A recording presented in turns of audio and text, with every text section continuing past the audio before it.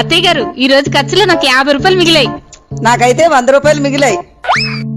నా 100ని 50 పట్టుకెళ్ళి మన ఇద్దరికి పనికొచ్చే వస్తువు తీసురా.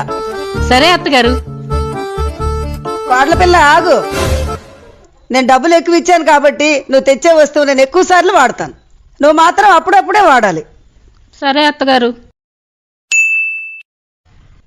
అత్తగారు మన కోసం మాపింగ్ స్టిక్ తెచ్చాను. మీరు ఎక్కువ డబ్బులు ఇచ్చారు కాబట్టి మీరు రోజు వాడండి. నేను అప్పుడప్పుడే వాడతాను.